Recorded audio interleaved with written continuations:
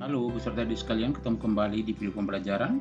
Untuk topik kali ini, Matematika kelas 7 SMP, Aritmatika Sosial. Di video kali ini akan kita bahas tentang bunga tunggal dan pajak. Bunga tabungan atau bunga tunggal dan pajak. Ada dua hal yang perlu kita pelajari di dalam topik kali ini, yaitu bunga tunggal dan pajak. Yang pertama, termasuk untuk bunga tunggal. Apabila kita menyimpan uang di bank, kita akan mendapat jasa atau bunga. Maka uang kita akan bertambah karena mendapatkan bunga. Jenis bunga tabungan yang akan kita pelajari adalah bunga tunggal. Ya, bunga tunggal adalah bunga yang dihitung hanya berdasarkan besarnya modal saja. Inilah yang dimaksud dengan bunga tunggal, yaitu bunga yang dihitung berdasarkan modal saja. Sedangkan untuk bunga majemuk, ada bunga yang dihitung berdasarkan besarnya modal dan bunga. Jadi bunga itu ada dua bagian, yaitu bunga tunggal dan bunga majemuk. Untuk topik ini kita hanya bahas tentang bunga tunggal. Bunga tabungan biasanya dihitung dalam persen yang berlaku untuk jangka waktu 1 tahun ya. Jangka waktu 1 tahun. Misalkan bunga 12% per tahun, artinya tabungan akan mendapat bunga 12% jika telah disimpan di bank selama 1 tahun. Jadi dia selalu dalam per tahun. Untuk bunga 1 tahun itu sama dengan persen bunga kalikan saja dengan modal. Ini untuk 1 tahun. Jadi biasanya kalau dia dalam bulan, jika kita mau cari bunga dalam bulan, berarti ini ingat ya, 1 tahun adalah 12 bulan. 1 tahun adalah 12 bulan, maka untuk N bulan itu sama dengan N per 12 kali persen bunga kali modal. Ini kita cari untuk bunga dalam bulan. Oke, peserta didik sekalian, biar lebih jelas kita bahas dulu contoh berikut ini. Ansor meminjam uang pada Koperasi Maju sebesar 8 juta rupiah. Berarti modalnya sama dengan 8 juta rupiah ya. Itu yang pertama. Yang kedua, dari sini diketahui lagi bahwa suku bunga tunggal, kita buat dulu sini suku bunga sama dengan 2%. Maka dari sini bunga ini dilihat ya, 2% ini per tahun. Jadi bunganya itu sama dengan, ini dalam 1 tahun ya, berarti kita cari dulu bunganya, berarti 2/100. Persen itu artinya per 100 kalikan dengan modal. Yaitu kali 8 juta. Ya, 8 juta. Maka sama dengan, ini nolnya 2, kita habiskan dulu nolnya 2. Maka tinggal kita kalikan, 2 kalikan. Berarti 2 kali, ini tadi nolnya udah habis 2 ya. Maka tinggal 80.000. Ya, maka tinggal kita kalikan 2 kali 80.000 itu adalah 160.000. Ya, ini adalah bunga dalam 1 tahun. Oke. Sekarang di sini ditanyakan adalah maka besar uang yang harus dikembalikan selama 2 tahun. Berarti kita cari bunganya 2 tahun. Berarti 2 tahun bunganya menjadi, tinggal kita kali 2. 2 kali ya 160.000.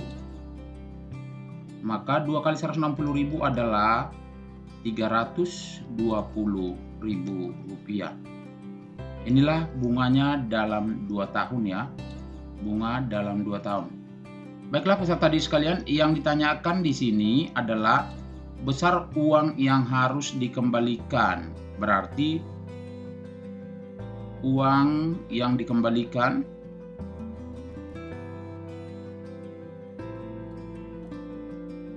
itu sama dengan modal tambah bunga ya. Modal pertama ditambah bunga. Sekarang dari sini modalnya berapa? Modalnya adalah 8 juta. Ya. 8 juta tambah bunganya adalah ini 320.000.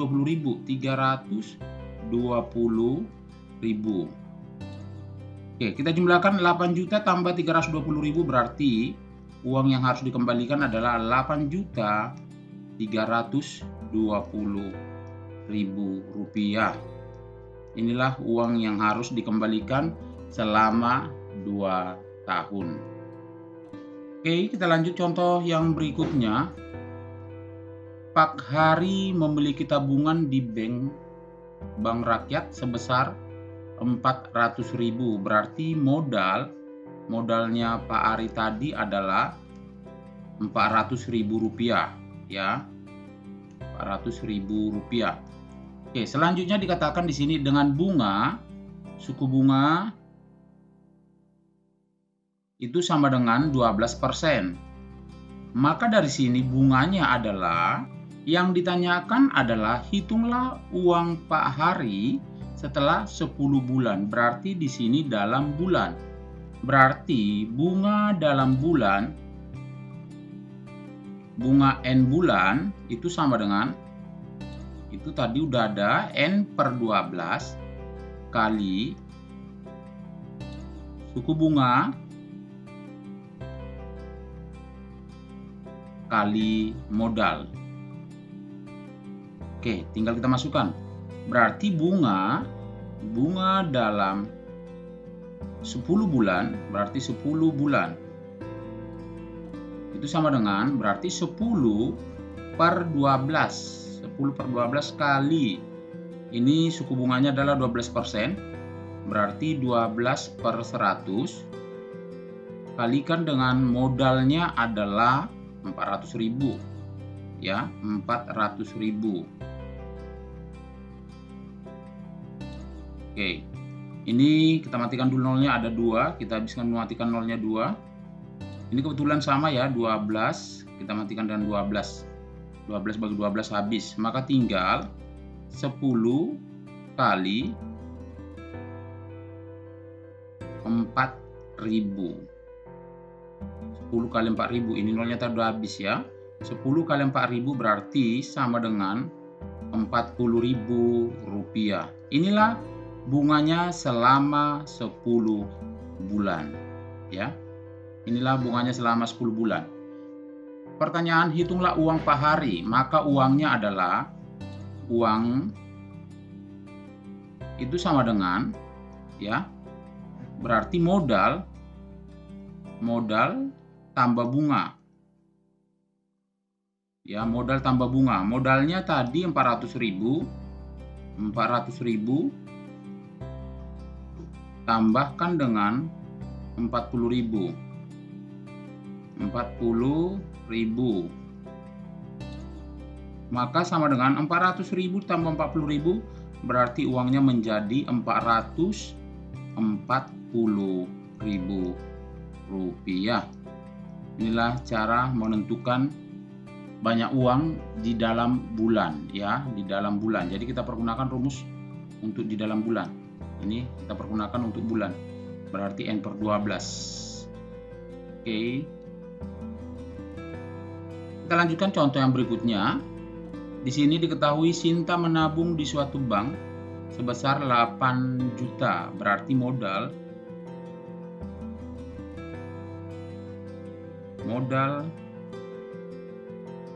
sama dengan 8 juta. Oke. Yang selanjutnya dengan suku bunga. Suku bunga diketahui sama dengan 20%. Setelah jangka waktu berapa bulan, Sinta ingin mendapat bunga sebesar. Berarti bunganya sama dengan 800.000. Yang ditanyakan adalah N atau berapa bulan, ya. Oke, untuk menentukan ini berarti suku bunga dalam bulan. Di sini kan diketahui suku bunga dalam bulan dengan suku bunga setelah jangka waktu berapa bulan. Berarti suku bunga dalam bulan. Berarti bunga bunga N bulan, itu rumusnya itu sama dengan N per 12 kali P persen, yaitu suku bunganya ya, kali modal. Saya singkat di sini modal dengan MO. Oke. Bunga dalam N bulan itu sudah diketahui 800.000. 800.000 ya, 800.000 sama dengan N yang mau kita cari ya, N per 12 kali P suku bunganya ada, yaitu 20%. 20/100 kali modalnya ini udah diketahui sama dengan 8 juta. 8 juta. Oke. Ini nolnya kita matikan dulu 2. Kita habiskan di sini nolnya 2. Oke. Saya tuliskan lagi dulu sini ya. Oke, menjadi N per 12 kali 20 kali 80.000 ya, sama dengan 800.000. Ini rupiah ya. Oke, ini saya buatkan di depan. Ini jadi saya buatkan depan. N per 12 ini yang N per 12 ya. Terus 20. Ini 20/100 di sini kan nolnya ini udah habis. Maka tinggal 20, maka saya buatkan di sini 20. Ini nolnya udah habis, tinggal nolnya 1, 2, 3, 4. Berarti ini disebut dengan 80.000, yaitu sama dengan 800.000. Ini dia. Baiklah, kita lanjut untuk peserta didik sekalian. Ini boleh kita kalikan langsung, nanti kita kali silang boleh. Tapi boleh kita gunakan seperti ini. Ini nolnya kebetulan ada, matikan dulu nolnya di sini 3. Oke, di sini ada 0 lagi, 1 lagi. Matikan dengan nolnya di sini 1 lagi. Maka tinggal N per 12 ya. N per 12. Selangkah-selangkah kita kerjakan ya. 20 kali ini tinggal 8. Tinggal 8 sama dengan ini tinggal 80. Nolnya tadi udah habis. Oke. Di sini masih ada 01 lagi, boleh kita matikan. Ya, ini matikan, maka N per 12 kali 2 kali 8 itu adalah 16 sama dengan 8. Kita kali silang, maka 16 kali N sama dengan 8 kali 12. Ini kita kali silang. Oke. Maka 16N sama dengan 8 kali 12 itu adalah 96. Maka N sama dengan 96 dibagi 16. 96 dibagi 16 adalah 6 bulan. Lamanya sama dengan 6 bulan.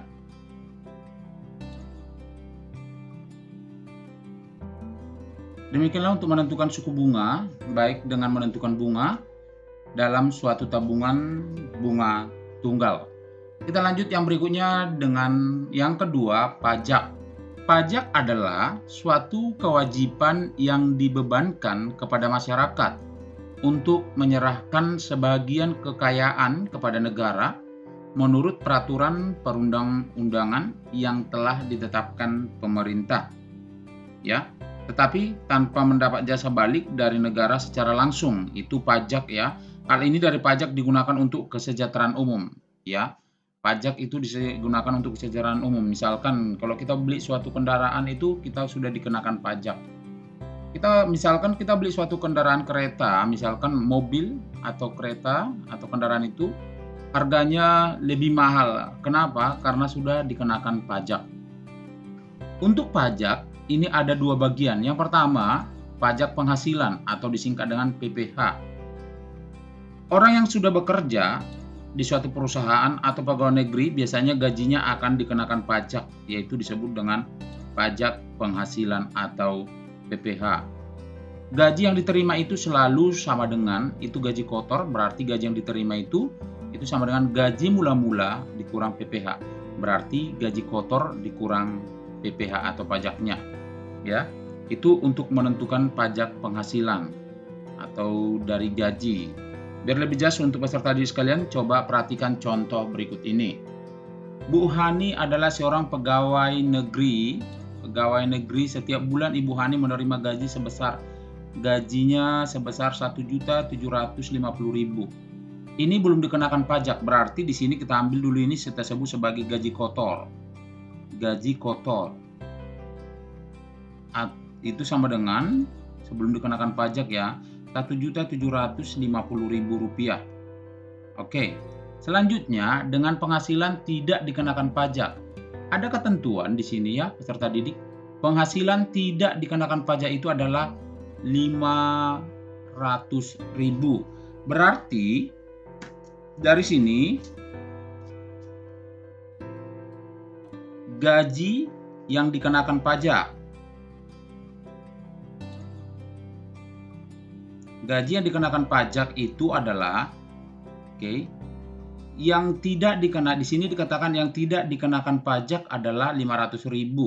Berarti kalau dia tidak dikenakan pajak 500.000, berarti yang dikenakan pajak kita kurangkan, yaitu 1.750.000 ya, kurangkan dulu dengan 500.000 ya, 500.000. Maka gaji yang dikenakan pajak itu adalah 1.250.000 rupiah.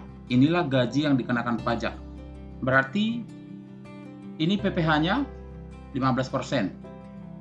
PPh 15%. Berarti sama dengan kita cari potongannya berapa? 15/100 ya. Jangan salah, jangan kita kalikan ke gaji kotor. Jadi kita kalikan ke gaji yang dikenakan pajak. Inilah gaji yang dikenakan pajak. Berarti kita kalikan dengan ya 1.250.000. Oke, kita kalikan. Ini nolnya ada 2, kita matikan.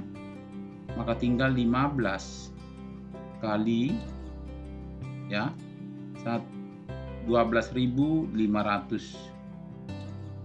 Oke, kita kalikan 15 kali 12.500 itu adalah 187.500 ya. Inilah potongan pajak dari gaji tersebut. Maka gaji bersih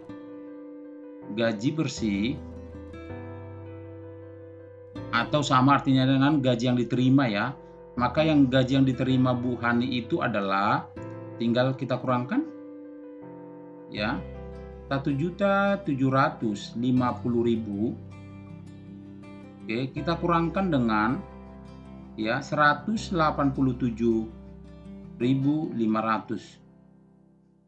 Oke, kita kurangkan dengan 187.500, maka gaji bersih yang diterimanya adalah 1.562.500 rupiah. Inilah gaji yang diterima oleh Bu Hani tersebut. Demikianlah cara menentukan gaji bersih setelah dikenakan PPh dari gaji tersebut. Kita lanjut yang B, pajak pertambahan nilai atau sering disebut ini PPN. Ya, pajak pertambahan nilai atau PPN. Pajak pertambahan nilai adalah pajak yang dikenakan kepada konsumen yang membeli barang. Besar PPN biasanya 10% ya. Besar PPN itu biasanya 10%. Ini hal yang pernah kita lihat untuk peserta didik itu jika kita makan di suatu restoran.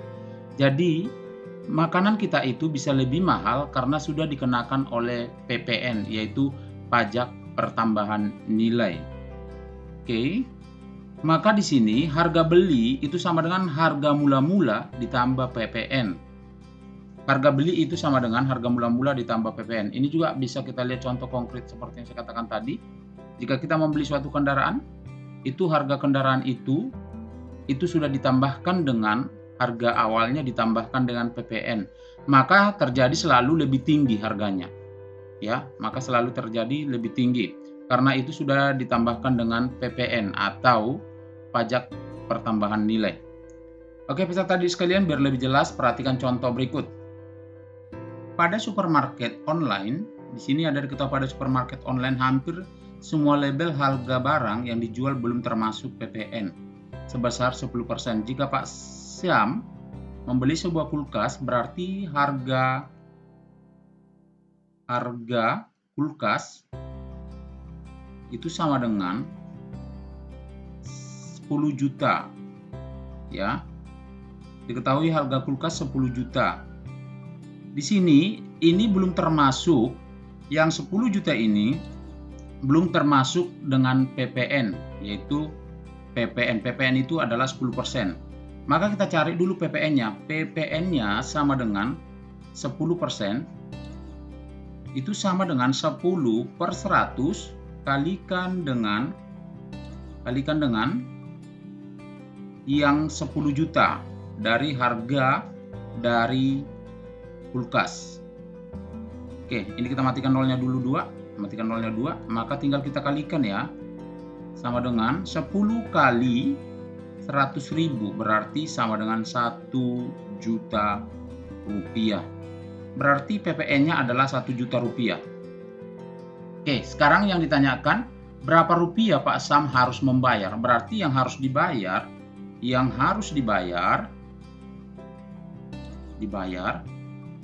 itu sama dengan 10 juta kita tambahkan dengan PPN-nya yaitu 1 juta. Maka sama dengan 11 juta rupiah. Inilah yang harus dibayar oleh Pak Sam. Demikianlah cara menentukan bunga tunggal pajak. Ya, pajak di mana pajak itu ada 2, yaitu pajak penghasilan atau PPH dan pajak pertambahan nilai atau PPN. Terima kasih. Di sini ada saya lampirkan 4 soal, silakan dikerjakan dan berlatih untuk mematangkan kamu mengenai bunga tunggal dan pajak. Terima kasih. Sampai ketemu kembali di video selanjutnya.